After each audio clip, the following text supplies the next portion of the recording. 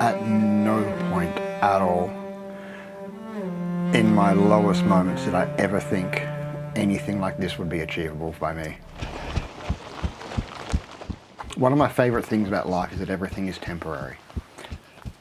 All the good will fade and the bad will come. And so when the good is here, take note of all the good in life.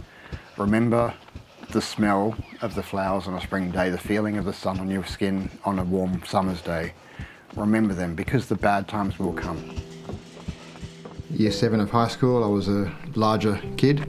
Other kids at school made sure that I knew that I was larger, including some of my so-called friends. Set myself the goal of being able to run around the blocks and try and improve my fitness. Run as far as I can for as fast as I can until I couldn't anymore, and then stop and walk until I felt I could run again. The idea being every day, go a little bit further, a little bit faster, until one day I could do the entire block. My parents didn't see it that way. They didn't think it was trying to better myself or anything like that. They thought it must have been trying to impress a girl at school that I was doing it for. For some reason I gave up. They didn't trust that my motivation was for me to better myself. It must have been to impress a girl, so I gave up. And I often look back and think that how different things would have been if I just had have kept going from that point instead of giving up, how much further along I would have been, and would have been thinner for earlier, and whether a lot of the mental stuff wouldn't have happened to me. As a result of running, I definitely think I'm more prepared to tackle curveballs that life throws at me. Mainly because one thing I didn't expect before I started running was just how mental running is, and how much in your own head you spend the time. And a lot of the running, because you're running for an hour, 2 hours, doing a marathon 4 hours plus, and the only company you've got with that is your own head. A few years later after that, and I'm in my mid-20s roughly, and I've got a son, and my depression starts to really sort of hit me hard. I start getting into my own head a lot, thinking I'm not worthy of being a dad, and start trying to reach out to a few friends. I had a friend that lived 4 streets away from me. I remember one night I got to a place I needed some support and some help, and so I walked around to his place, and it was about 4 o'clock in the morning roughly. Too early to knock on his door. He had a family, had a wife and a couple of kids of his own, so I laid down, slept on the driveway, and I'll never sort of forget that I woke up to my phone ringing, and it was my partner at the time, and my so-called best friend had called my partner to call me to get me off their driveway.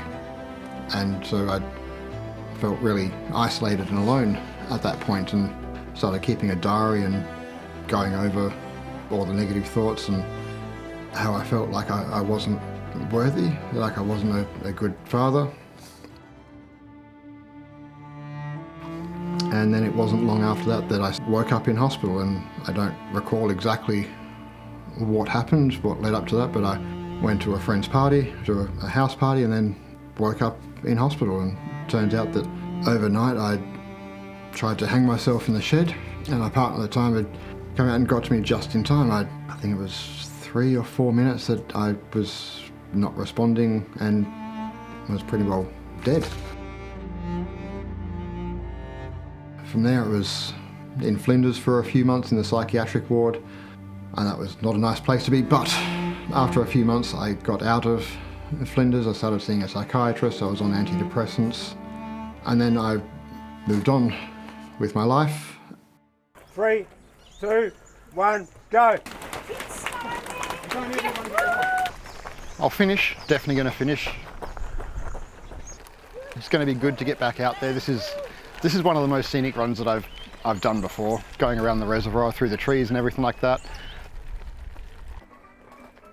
Hot, no wind. It was such a mental game just to finish and keep going. So many times I wanted to stop and just walk.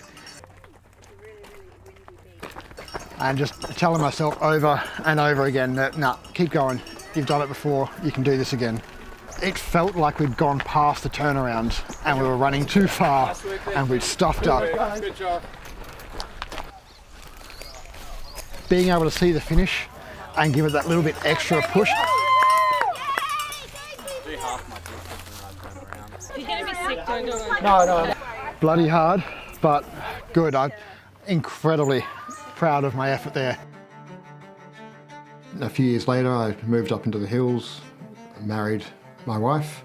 I was an integral part of the Mount Torrens community and the CFS, and I felt like I'd found my spot.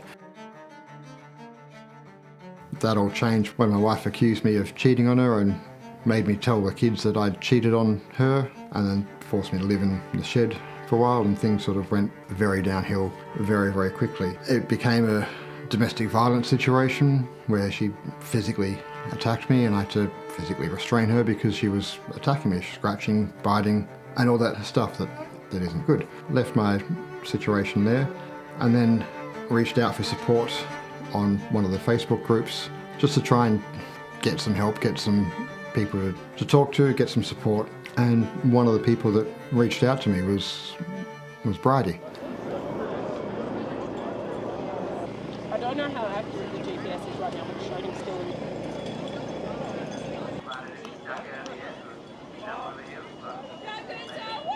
Bloody brutal. I forgot just how intense these hills were. Better than last year by almost 10 minutes, so training's working, which is good. But yeah, intense. Absolutely intense today. I met Clint through a Facebook group. He'd done a post. We were both having a really rough time in our relationships. And I reached out to him feeling like we were going through the same sort of thing. He replied and we soon became friends. Friendship eventually led to more, and we moved in together and started our life together with our blended families. We're both in a really happy little bubble, probably indulging a little bit too much in food and drinks that we both enjoy. And I said to him one day, I'd really like to lose some weight and take control of my health, because us getting together felt like a new start, a new chance at happiness, and I didn't want to spend my happiness being unhealthy. So I asked for his help, and he said, let's do it. Let's change our lives. We didn't really know where to start, but we thought maybe exercise was the first step. So we joined a gym. We just Google searched gyms in our area, found one, just signed up, started plodding on there.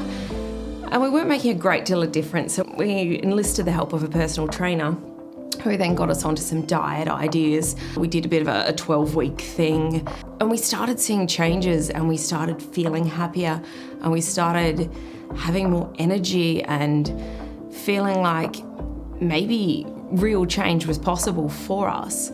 So we continued with that, and it's been about 2 years now, and watching where he's come from to where he is now has just been the most incredible experience. I mean, both of us have made changes, but Clint is next level in where he is at the moment and where he's going. And the man that I met 4 years ago wouldn't have even dreamed of being able to do that. So it's been absolutely amazing, and I can't wait to see where we go next.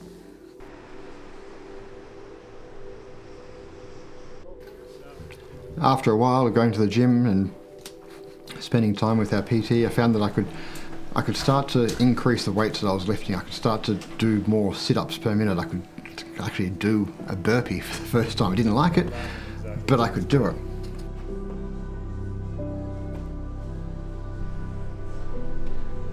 Tried the diet that the PT suggested and could start to see the centimetres drop, could start to see the kilos drop, and ended up dropping 25 kilos. Decided to go along and do one of the 12-week challenges for the gym, which is they provide meal plan, exercise plans, and if you lose the most weight, you get a prize. I kept going along with that, and weights were getting heavier that I could lift, able to do more and more each time, and Ended up actually finishing in the top 7 for the 12-week challenge. I lost a lot of weight. They didn't rank everyone, but made it to the top 7 for the challenge, which I felt incredibly proud of myself. And through that challenge, I met a friend from the gym called Derek. And at the end of the challenge, he told me about a running event coming up called the Red Bull Wings for Life, which was a unique sort of thing. You start running and see how far you can run before a virtual car will sort of catch up to you and tag you out of the race. Completely safe, no one gets hurt or actually run over by a car. Ended up running 16 kilometres in about an hour and a half, I think it was roughly, yeah. So I ran 16 kilometres and felt fantastic, felt like I could do more with some more training. After that I did True Grit, which is a 10-kilometre obstacle course. But then I found because I had gone so hard and so fast with the running, I'd actually done some damage to my hamstring and had to dial it right back. I came back to running with a different mindset. I came back and I started to enjoy the run. I ran to run, not to be as fast as I possibly could, which is how I used to run. I knew I couldn't just get up and run for as far as I possibly could, or as fast as I possibly could, because I would injure myself again. So I signed up to do parkrun. I've signed up with the Southern Athletics Club and run with them on Tuesdays and Thursday mornings in a group called Run Rise. So we start at 5:30.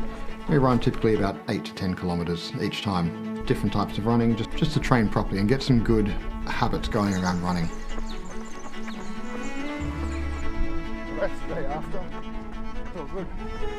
Talking to some of the guys from Southern Athletics Club, and a lot of those are ultra marathon runners or rational runners, which is 100 kilometres to 300 kilometres.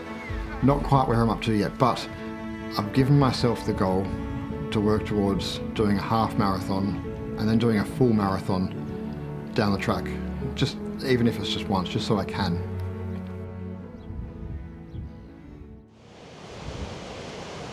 Training's going well. It's just starting to wind down at the pointy end at the moment, so there's been times where it's been a struggle. You felt like it's taken some of the joy out of running. But yeah, that's where the discipline and running when you don't feel like running all the time sort of comes into it more, and pushing through, and thankfully it's sort of gotten to the point where the joy of running's coming back.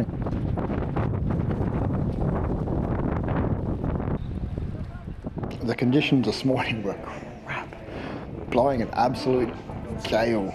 Bucketed down at one point. Thankfully the rain didn't keep going on, but it was, blustery as all buggery. Slower than I wanted to run, but slow as I needed to run, if that makes sense.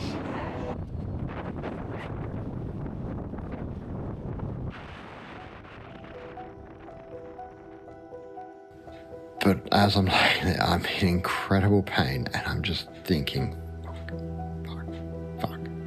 And all I can think about is just hoping that it's not broken and I can still do Sydney in 4 days.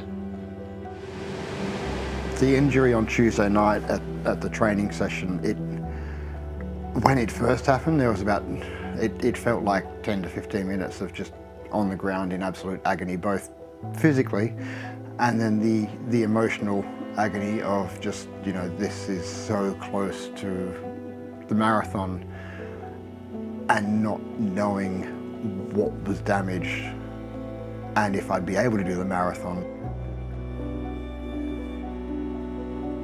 Tripped over, came down on my left ankle and rolled it at a severe angle. Like using my whole foot. Oh. Yep, that's about a 7. So at the physio, just done some taping and some massaging to try and put the swelling down. He's confident as well that I can get through the marathon. I'll just be in a lot of pain at the end. Fingers crossed. Start of the Sydney Marathon. Excited. Sun's coming up. Lots of people. Shitload of people. Let's do this! Do it! Mara Sharks. On your mark,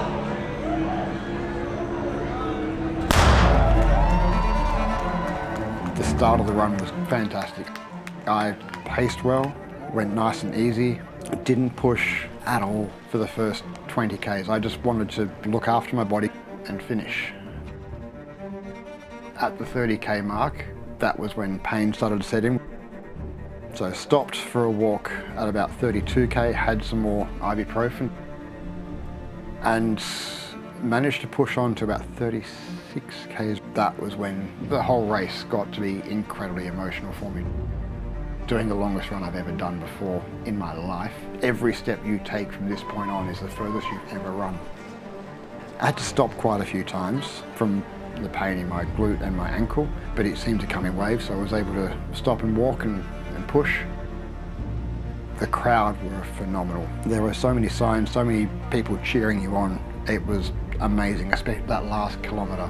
You're coming down the hill, and that was when I was able to push all the pain of that to the back and just open up the throttle.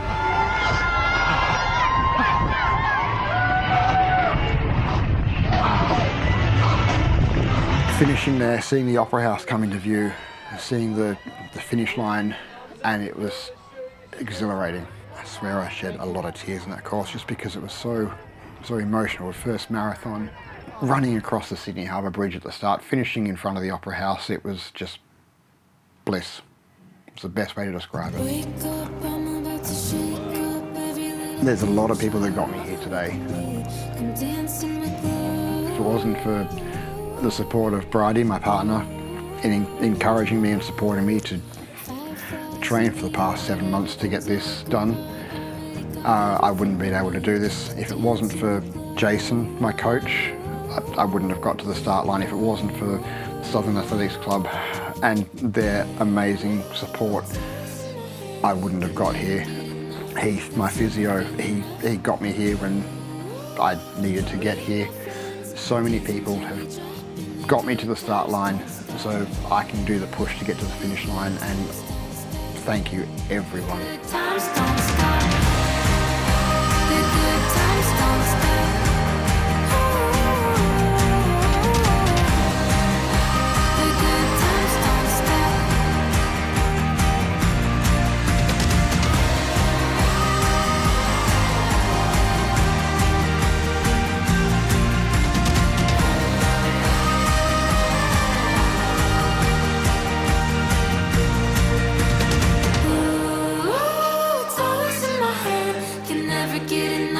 That summer feeling left. Ooh, me and my friends dance until we drop, and the good times don't stop.